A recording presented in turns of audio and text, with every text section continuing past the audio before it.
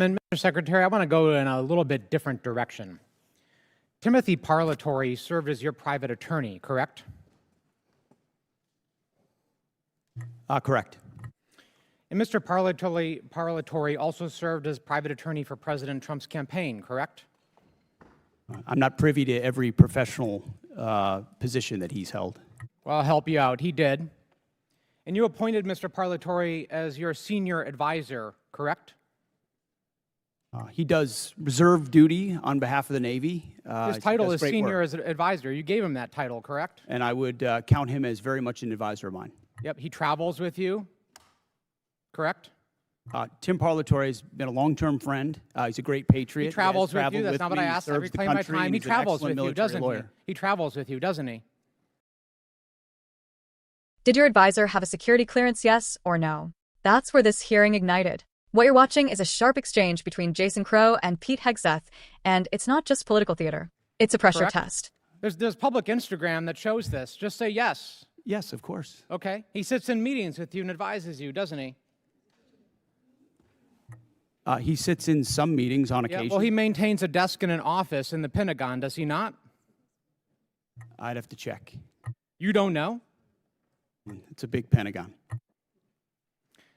You directly commissioned Mr. Parlatore in the Naval Reserve as a Navy commander in March 2025, did you not? I was very proud to do so. And when you did, because he's a Navy Reserve officer, he didn't have to go through the PPO process, the White House Presidential Personnel Office, right? He wasn't vetted by a White House PPO. Uniformed service members don't get vetted by. The answer is yes. He didn't have to be vetted by a White House PPO. He didn't go through the Senate confirmation process either, did he? The answer is no. I don't know what you're getting to, but Tim is a fantastic. I'll tell you what I'm getting to. The answer is no, right? He does great work. Okay. He didn't maintain a security clearance when you appointed him as special advisor. Is that right? I'd have to check. You don't know? I mean, anybody that has access to sensitive material is going to have the appropriate clearance. Okay, so when you appointed him as special advisor, he had a security clearance? You're trying to piece together a timeline. No, I'm asking a simple question. One of your special, most sensitive advisors, did he have a security clearance? No, you're playing a gotcha game like you do on TV and everywhere else. You're trying to thread together details that are connected about something else. Clearly, you're concerned about my line of questioning, aren't you, Mr. Secretary? Because you know where it's going, don't you? I think you do. So, does Mr. Parlatore represent foreign governments? He has a private law practice, does he not?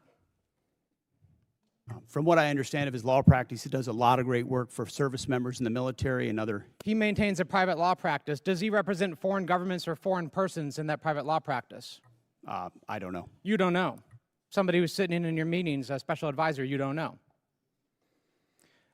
Does he represent any senior officers who are currently under consideration for promotion by you or your office? The only person that makes determinations about senior officers is me. Answer the question. Does he represent senior officers who are under consideration for promotion by you? No, I'm the one that makes decisions about choosing. Does he represent them, Mr. Secretary? Does he represent them? He doesn't represent anyone. He's a legal advisor and always has been. But he has clients, does he not? He's a legal advisor to me on reserve duty, and he always has been, and he does a fantastic job. Is it true that Mr. Parlatore was removed? I reclaim my time. Is it true that Mr. Parlatore was removed from an investigation by the White House last year? I don't know what you're referring to, but not that I'm aware of. You're not aware of it. Was it true that you were also removed from that same investigation? The answer is yes. No, not that I'm aware of. You're not aware of it. That's interesting. Well, is it true that Mr. Parlatore disparaged President Trump? I don't know what you're referring to, but no. Is it true that Mr. Parlatore was accused by President Trump and his lawyers of lying? What you're accused of is a cute line of questioning that's going nowhere. Well, it's going somewhere, which is why you're not answering the question. Was it true that he was accused of lying by the president's legal team?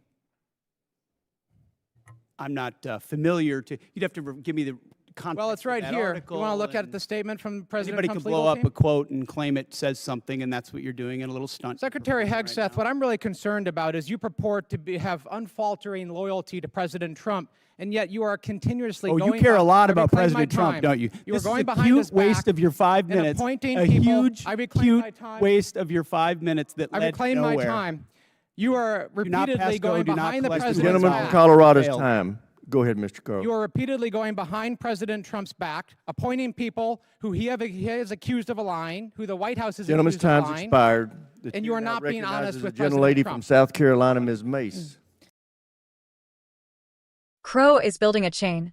Private attorney, political ties, a sudden military commission, access to sensitive meetings, and possibly no formal vetting. That's not random. That's a narrative being constructed in real time. And Hegseth's response? Deflection, reframing, and selective answers. He leans on credibility, great patriot, trusted advisor instead of addressing the procedural gaps directly. That works rhetorically, but it sidesteps the core issue. Process versus personal trust. Now here's where it escalates. Crow isn't just asking about one man. He's probing whether standard safeguards were bypassed. The Presidential Personnel Office, Senate confirmation, security clearance protocols, these aren't minor details. They're part of the constitutional framework meant to prevent conflicts of interest and unchecked influence inside the executive branch. Under Article 2 of the Constitution, executive officials have broad authority to appoint advisors. But that power isn't limitless. When a private individual appears to operate in an official capacity attending meetings, influencing decisions, oversight becomes critical. That's where Congress steps in. That's separation of powers in action, not as theory, but as tension. And you can feel that tension here. Crow's approach is methodical, almost prosecutorial. Tight questions, repeated framing, forcing yes or no answers. Hegseth pushes back, calling it a gotcha game, questioning the premise, even challenging the intent. That's a classic clash. Oversight versus executive discretion. But here's the uncomfortable middle ground: both sides have a case. On one hand, Crow is raising legitimate concerns. If someone with a private law practice, potentially with undisclosed clients, is sitting in sensitive meetings without clear vetting, that raises real national security questions. Even uncertainty around clearance is a red flag. On the other hand, the delivery matters. The rapid-fire interruptions and insistence on binary answers to complex timelines can make it look more like performance than inquiry. And when that happens, it gives Hegseth room to deflect instead of clarify. Then comes the political turn. Crow shifts to loyalty, specifically to the president. The implication is sharp. You claim alignment, yet you're working closely with someone allegedly distrusted by that same leadership circle. That's no longer just about procedure, that's about credibility. And Hegseth recognizes it immediately. His tone hardens. He becomes more combative, more dismissive. Not because the questions are unclear, but because the direction is. So, what's the real takeaway? It's not just about whether an advisor had clearance. It's about what happens when informal influence starts to overlap with formal authority. Because in government, access is power. And when access isn't clearly structured or transparently vetted, oversight doesn't just follow, it intensifies. What you're seeing here isn't dysfunction. It's the system doing exactly what it was designed to do: apply pressure where the rules get blurry and force those in power to either clarify them or defend why they didn't.